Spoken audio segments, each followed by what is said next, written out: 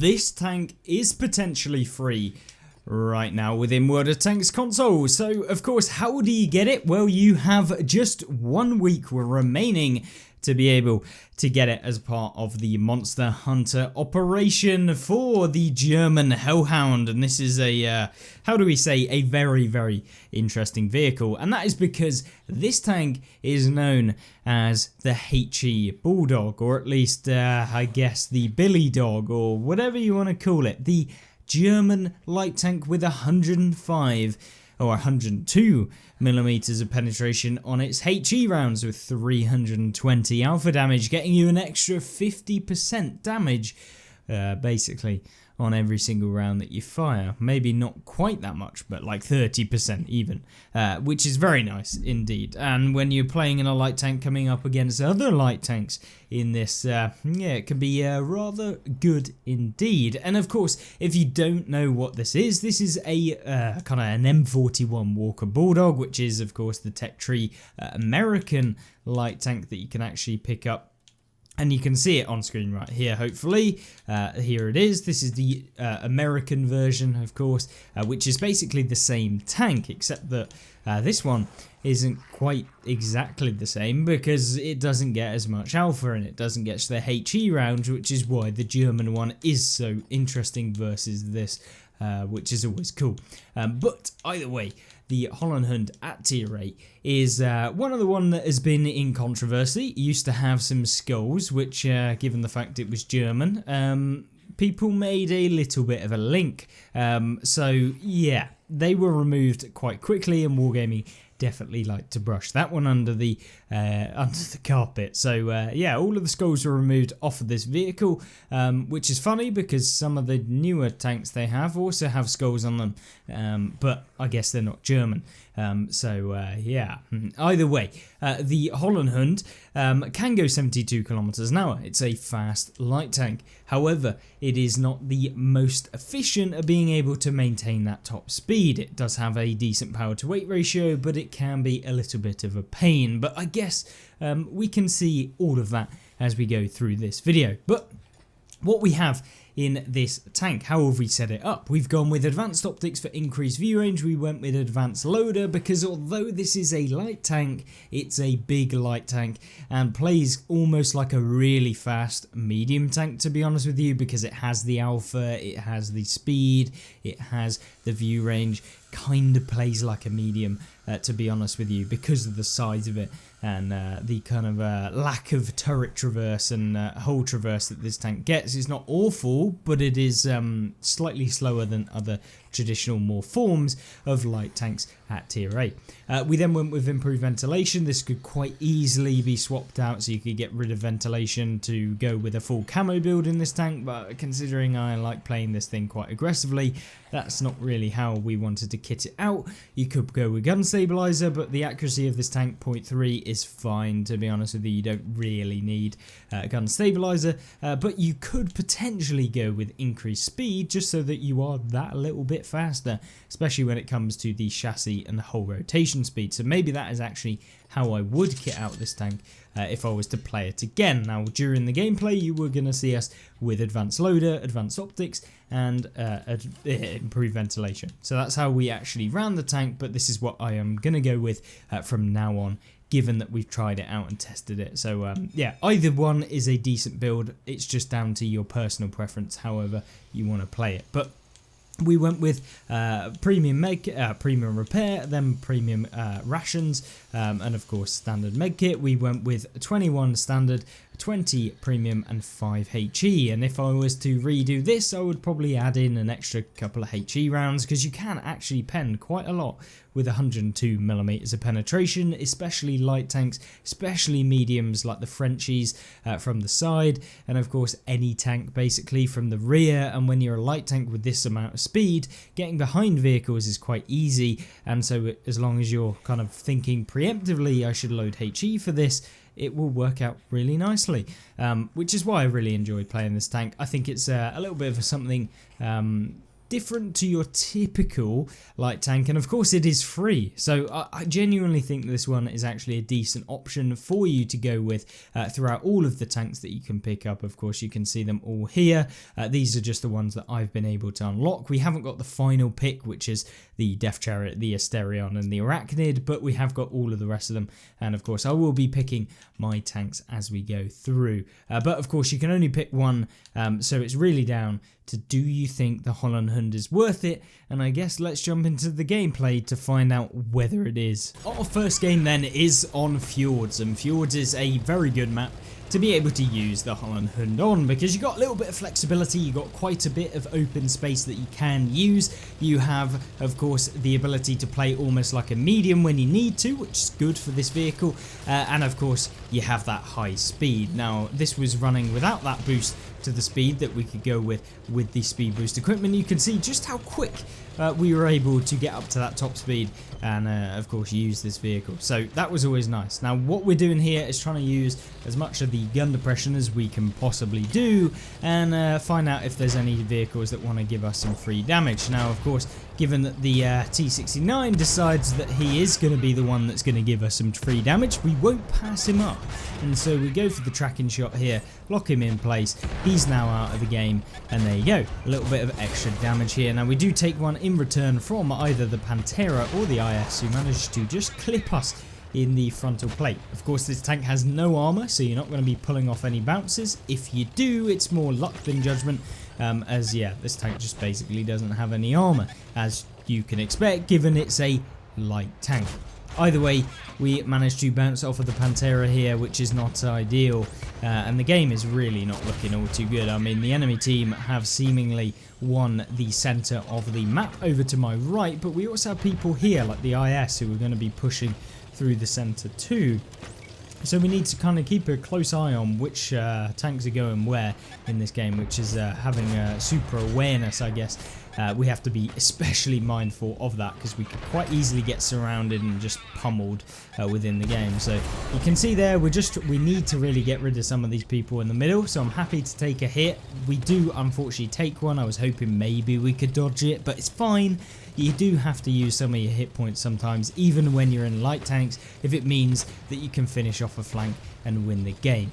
Now, with the fact that, you know, you can see when the enemy tanks are going to be making some plays, you can see me here just trying to get that little easy shot into the opponents, and we do that quite nicely there. But the game, the enemy team have actually pushed on the southern side of the map, and we've also lost the majority of our tanks that were on the southern side, which means they're going to about to kind of break through that flank, and they can start pushing towards our base. They can also then start getting shots into the side of us, so we have to be very mindful that we don't just let them do that. But what happens here is my light tank decides he's going in. This is the Vanguard that's pushing up, but what we do here is we get a free shot into the M41 Walker Bulldog there, or M41D Walker Bulldog, which is the Chinese variant. I know there's about 1 million variants of the M41 Walker Bulldog. I guess it's because it was actually made and actually used, and loads of different countries actually used it, except from this one. This is just a completely made up one that is a German hellhound that is just, yeah, made up. So apart from this one, there were loads of other M41 Walker Bulldogs that are in the game. We've got the M41D, we've got the M41E1, which is the autoloading Bulldog. Unfortunately, this doesn't get the autoloader. But what it does get is good speed, and we are going to use that speed right now to try and leave, because yes, a Craft Panther is approaching, and with only 300 hit points left, yeah, it's not looking all too good. But what I realise here is the Craft Panther can actually catch me here, which is not ideal, but we do need to get rid of him. If we can get rid of him, we can actually have a good game. Now, I'm hoping that the teammates in the base are able to hit this guy before he pokes around, or maybe he just commits way too early and manages to get a free shot into the side of him, which finishes him off.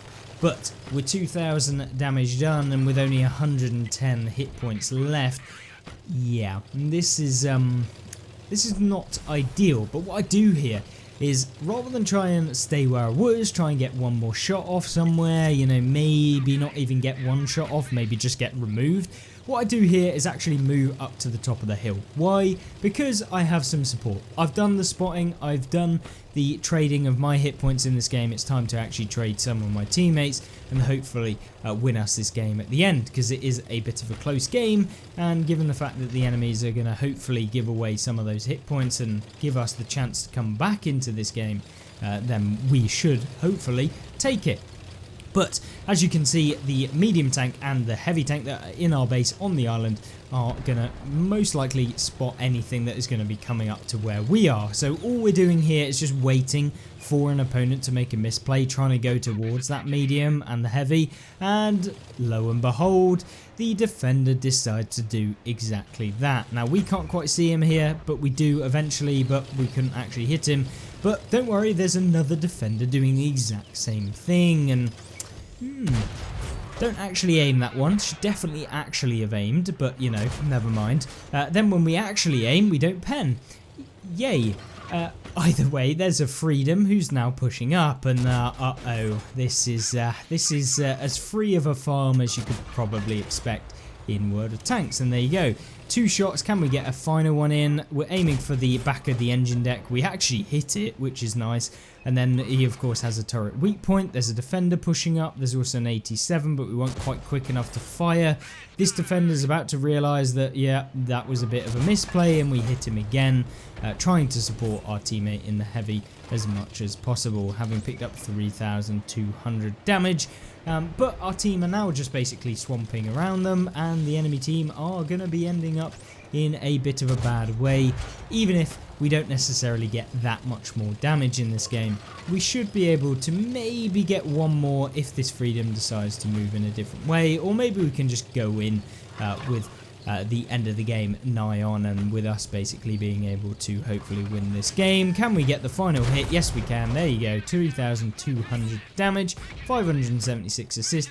We don't get the final enemy taken out, but we do have a relatively good game, coming in with a victory, which is always fantastic, as I'm sure you know, when you do have a nice victory in a tank that is a light tank and you do the most damage, yeah, it feels pretty good. But yeah, we pick up 3,800 combined damage, and this tank is very good at doing both damage and assistance as well. And probably not as good as getting the assistance as some of the other light tanks, but it definitely has the pack-a-punch that some of the others don't have. But you might have thought that that was the end of today's video, but don't worry, because this game is a little Lakeville.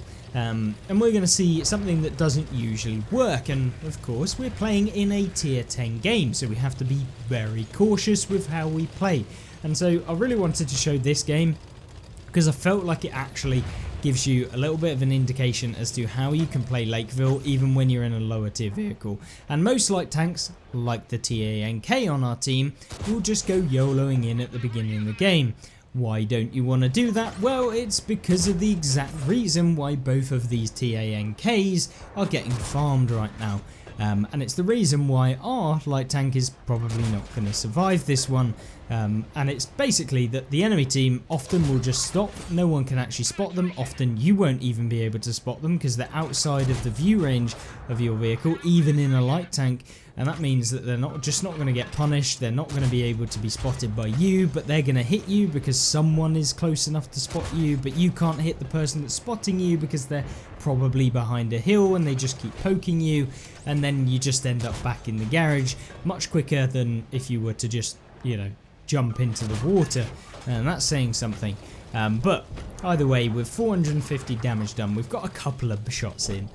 But as you can see on the western side of the map, the enemy team have actually pushed the valley quite hard, which means we are going to have to really start dealing a bit of damage on this flank and come up from behind them to support our guys that are over in the valley.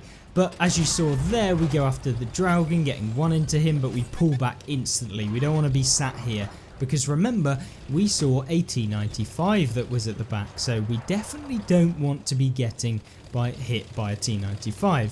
But what we can do is attempt to get some damage on this EBR 105, which is not particularly the best of tanks in World of Tanks console. It's a very overpowered one on PC, or at least very, very annoying, pesky vehicle on PC. But we're still able to deal quite a bit of damage. But with our kind of movement here, we're able to start pushing up because, you know, the enemy team are getting spotted, and of course our team are pushed through the valley, so we need to support them with these vehicles. Unfortunately, the heat rounds and the AP on the Holland Hund are not particularly the fastest, which means leading shots can be a bit of a pain. And although you can get used to it, if you're used to playing light tanks, usually they have some form of APCR round that you can use and of course abuse, I guess, to be able to deal quite a lot of damage. But with us pushing up here, we really need to actually push, because if we don't do it, we are going to get surrounded. Our team on the south, the southwest, I guess, in this game are going to just get overrun. They're going to win, and then we're going to end up in a pretty bad spot, being that we're all over in the open. So if we can get rid of this T95 or help him, put pressure on him, whatever that case may be, if we can just basically annoy him, that is going to be perfect. But for Pete's sake, we've found ourselves a Turan, probably one of the most annoying vehicles in the game, and yeah, hopefully we don't get, I said hopefully we don't get hit by him. Yeah, we lost just under 1,000 damage to this absolute rat playing in the Turan, which is a perfectly balanced vehicle, as all vehicles in this game are. But unfortunately for the Turan, he fires way too preemptively and ends up back in the garage. Ah, that's a real shame. But we do 2,600 damage so far, with 700 assist as well, but there is lots of damage still left to be had, and unlike our friend in the UDES, who's decided that he's going to be able to take on the entire team, even with some of the light tanks that are over on the right, we are staying back a little bit because we do not have the hit points to trade. With only 131, we are literally a one-shot to every vehicle in the game, and even the artillery could just basically miss us by half a mile and still be able to finish us off. So we have to play really passively, and that's exactly what we're doing. I load a HE because we want to get rid of this EBR 90 there, which is a really nice one because the HE of this tank is rather good, as we mentioned earlier. So this is kind of how you can use the HE, and it really does work quite nicely. I'm trying to back up. I don't want to get spotted. I don't want to be the first one forward, but also we need to start trying to at least play, because we can back up all we want, but eventually if all of our team end up getting taken out as we're backing up, then it's just not going to end very well. So hopefully we'll get a little bit of support against some of these guys. But the enemy VZ55 pushes up, so we do decide to swap back to the heat rounds because we need to pen that guy, and unfortunately it doesn't really matter. But the enemy EBR does actually pull out to try and get a shot onto our Rheinmetall Panzerwagen. Maybe we can get another shot on him as well. So I pull out right the way so we can see this guy if he does overpeak. The Panzerwagen goes in after the artillery and of course the light tank, and there is still a Cobra, so we have to play passively. This is one of the things that is really annoying, but at the same time, if we do things like the Panzerwagen, we're going to throw the game. And the Panzerwagen did try his hardest to throw the game, but I guess we're going to have to pick up the slack now to try and claw back the health that he's just thrown away. And he could have quite easily been able to carry this game by just holding off a little bit, making sure to deal a little bit of damage here and there, and yeah, it would have been much easier to win this game. But instead he makes the typical light tank player play, which is just to use his speed to be able to go in and decimate opponents. But yeah, he's back in the garage, and I guess I'm not. So yeah, although I'm not saying you shouldn't go in, you just have to actually pick your timings, and that definitely wasn't the timing to go in a 1 versus 5.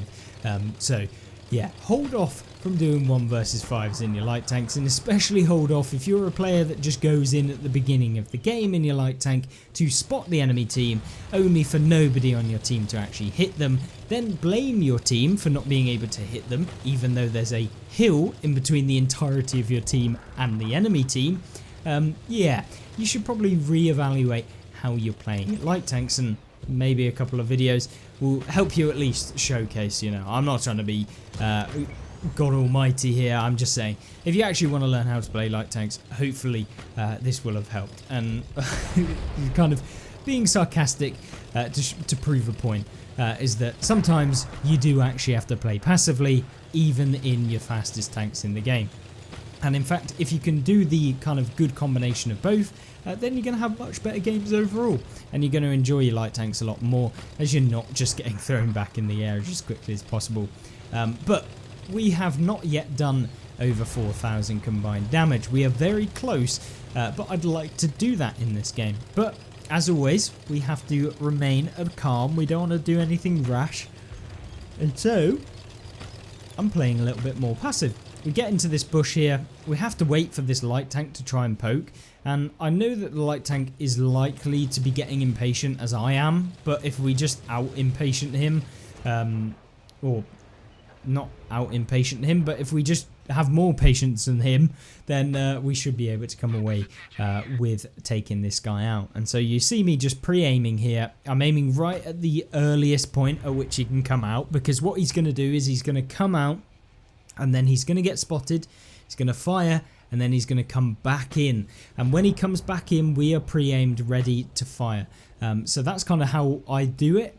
Of course, the guy could just come blazing out, straight out. You know, there are happy players in World of Tanks, so you do have to have that in the back of your mind.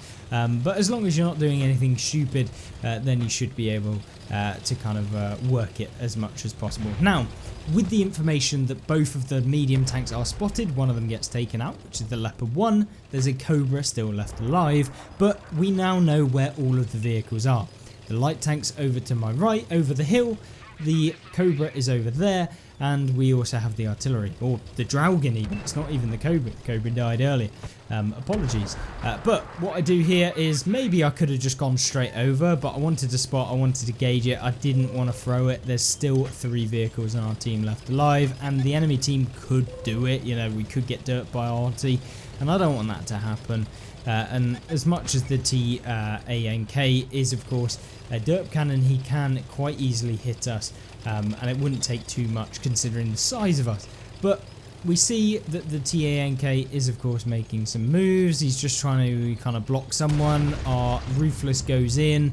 The TANK is, of course, then taken out by the Batchat, who was waiting for him to make the turn towards the Ruthless after he fired, which is fine. We don't get any more damage, but we still pick up a very good result and feel like, you know, we had the impact even in a light tank, dealing once again over 3,000 damage and picking up a little bit of assist. And this tank is basically that. It really is about picking up actual damage and just getting the assist along the way as well, in this kind of light medium hybrid playstyle that the M41 Walker Bulldog is quite well known for. But hopefully you enjoyed this video. Of course, the Holland Hund, is it worth it, in my opinion, to pick it up for free as part of the Halloween operation, earn operation? I think it's a decent choice. I think it's a fun tank, and it certainly is capable of having some good games. But is it worth it, considering how cheap that this tank actually is compared to some of the heavy tanks and the Arachnid, for example? If you were to buy it outright with just gold, this tank is probably worth half the price in gold. And so if you pick it up on a sale, this one's much, much cheaper, and it will probably only cost you 20 quid to pick up, probably less.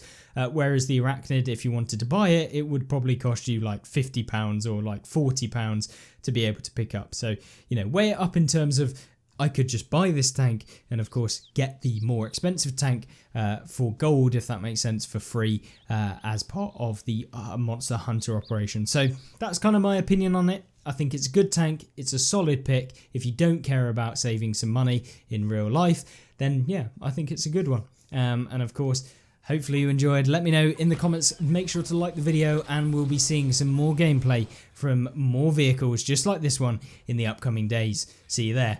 Goodbye.